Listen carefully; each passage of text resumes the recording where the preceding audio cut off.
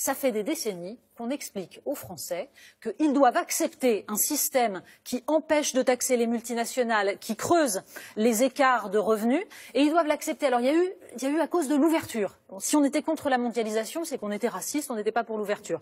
Ensuite, il fallait accepter l'orthodoxie budgétaire parce que c'était la responsabilité, on n'allait pas laisser la dette à nos enfants. Donc on n'acceptait aucun investissement. Et maintenant, c'est au nom de l'écologie, c'est encore pire. C'est-à-dire, si vous n'acceptez pas ce système-là, vous êtes pour la fin de la planète. Pardon, mais on a l'impression d'être dans le rond-point de Raymond DeVos. C'est-à-dire qu'on tourne autour du rond-point, il n'y a que des sens interdits. Alors, le problème, c'est quoi? Mais on l'entendait, Madame disait tout à l'heure, nous voulons être souverains.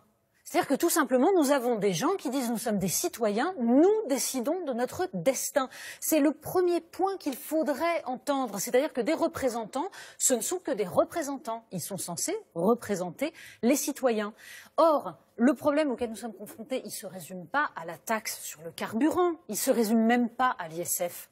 On voit un pays qui est en train de perdre ses filières agricoles, ses filières industrielles, on voit un pays qui est en train de s'appauvrir, de voir des services publics s'abîmer, des infrastructures qui sont dans un état déplorable. On a eu un rapport sur les routes françaises cet été, c'est une catastrophe. Bon.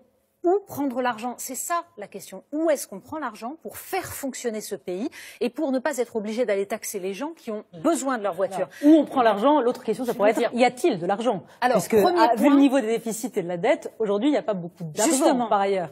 Premier point, ça fait des décennies qu'on explique aux Français qu'ils doivent accepter un système qui empêche de taxer les multinationales, qui creuse les écarts de revenus, et ils doivent l'accepter. Alors il y a eu à cause de l'ouverture. Si on était contre la mondialisation, c'est qu'on était raciste, on n'était pas pour l'ouverture.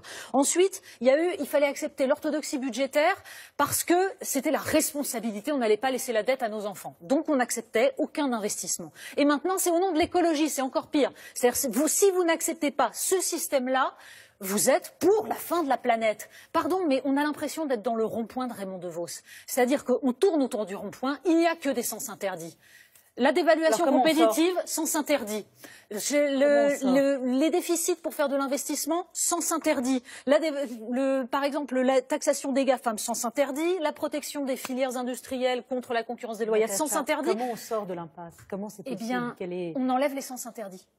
Tout simplement. Tous ces sens interdits-là qui donnent la possibilité à un État de répondre à la demande de ses citoyens, eh bien, toutes ces possibilités-là, on les explore.